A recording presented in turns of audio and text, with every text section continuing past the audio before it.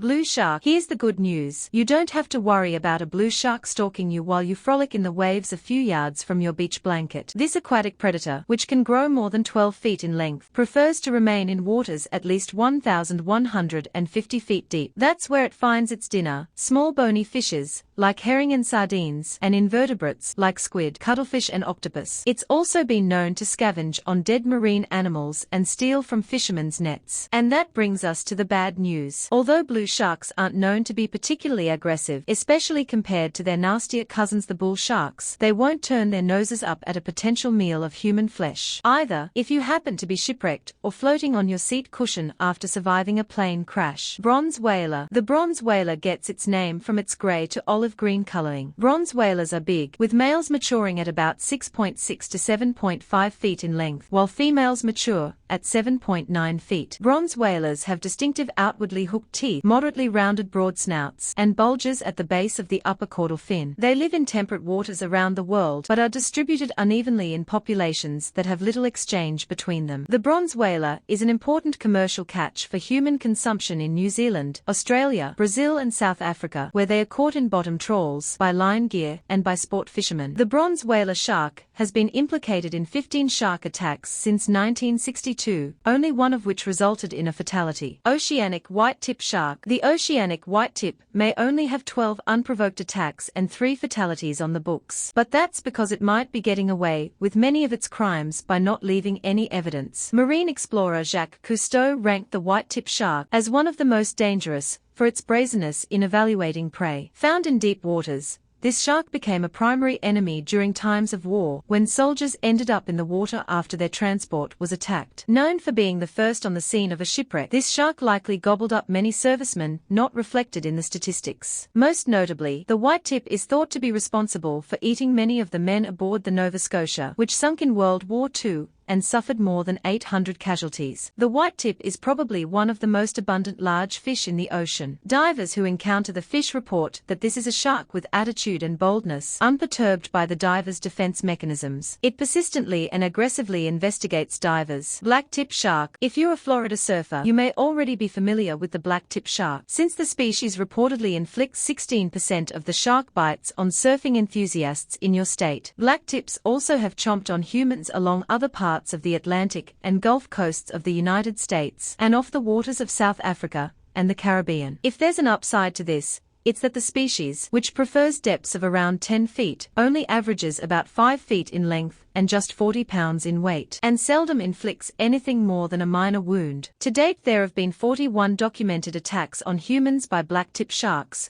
with no fatalities. Though blacktips usually prefer salt water, they also are often seen near shore around river mouths, bays, mangrove swamps, and in other estuaries. They get their name from the distinctive black markings on the tips of their fins. They have stout bodies with a moderately long, pointed snouts and high, pointed first dorsal fins. They are dark grey-blue or brown on their upper bodies, with white underbellies and a distinctive white band across their flanks. Blacktips feed primarily on small schooling fishes like herring and sardines, but they also eat bigger bony fish like catfish and grouper, and have been known to make a meal out of some types of small sharks, stingrays, crustaceans and squids. Bull shark. The bull shark statistics are pretty impressive, with a total of 121 attacks, including 26 unprovoked fatal attacks. The bull shark has already earned its spot as one of the 3 most dangerous sharks. The bull shark is as aggressive as its name implies. Technically, the tiger shark surpasses the bull shark in terms of numbers of attacks and fatalities, but many researchers think that the bull shark gets off easy in terms of statistics, and may actually be responsible for many of the attacks pinned on tiger sharks and the great white. The bull shark is dangerous simply because it's more likely to come into contact with humans than some of the other sharks on our list. It can live in both salt and freshwater, and the bull has been spotted in water so shallow that humans can walk around in it. What's more, bull sharks are fairly territorial about their homes, so a person out for a simple stroll could be agitating bull sharks without even knowing it. Tiger shark. Tiger sharks aren't looking to specifically eat humans, but then, they weren't specifically looking to eat lumps of coal, cans of paint, packs of cigarettes, or Senegalese drums either. These items have all been found in the bellies of tiger sharks, which are known for their ability to eat just about anything. So while other sharks may just want a sample to find out if a person is edible, the tiger shark is less likely to let go once it's taken a bite. If a tiger shark does decide to continue eating,